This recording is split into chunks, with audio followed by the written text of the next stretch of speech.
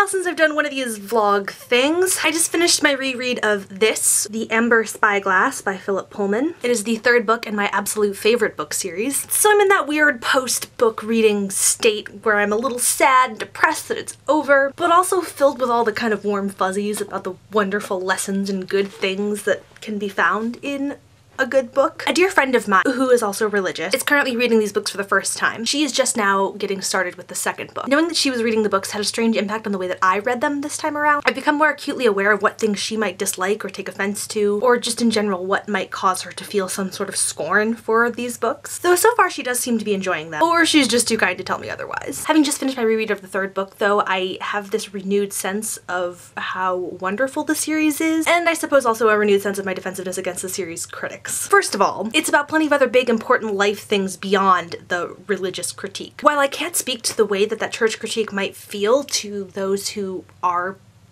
Christian or religious, I feel that I can definitely say that they are doing the book a great disservice by assuming that that is all that's happening here. Second, in the big hubbub that surrounded these books back when the movie was first released, there were, of course, unsurprisingly, the people that talked a lot about trying to ban the books and whatnot and how you shouldn't read it because it'll make your children Satan worshippers and whatever. Anyone who would seek to ban these books or lambast them without having actually read them is essentially fulfilling the series' one true critique of religion. That is, it rails against a particular brand of religious fervor that lacks empathy for anything which disagrees with it. And so, of course, there is the other side to this. The side that requires me, the non-religious person, to try and understand and respect the feelings of, for example, my religious friend. I won't tell you who says it or why, and I'm gonna have to omit a little tiny portion of the quote so as not to spoil anything for anyone because I love these books and I would like everyone to eventually read them at some point in time. But near the end of this final book there is this amazing little quote, "But then we wouldn't have been able.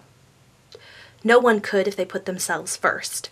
We have to be all of those difficult things like cheerful and kind and curious and patient, and we've got to study and think and work hard, all of us in all our different worlds." And of course it is the rest of this line, the part I can't tell you, that gives me the warm fuzzies and makes me wish that everyone could feel what these books make me feel. But that's not even what I wanted to talk about! There is another part that I will discuss equally as vaguely in the middle of the third book. If they live in the world, they should see and touch and hear and learn things.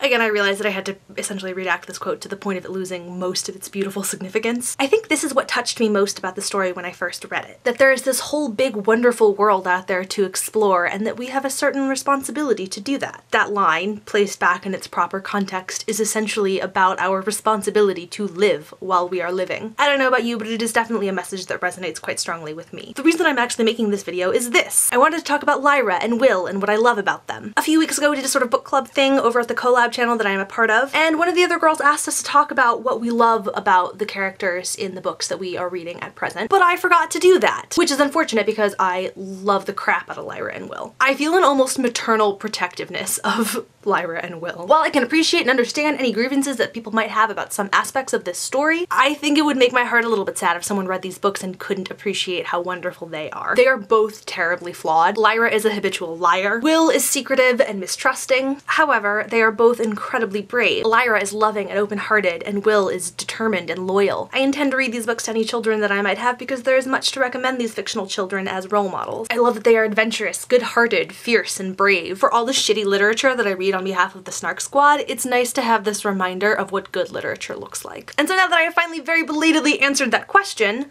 I put it forth to you. What are your favorite books? Who are your favorite fictional characters? And most importantly, why? What compels you to them and why do you love them so much? Bye!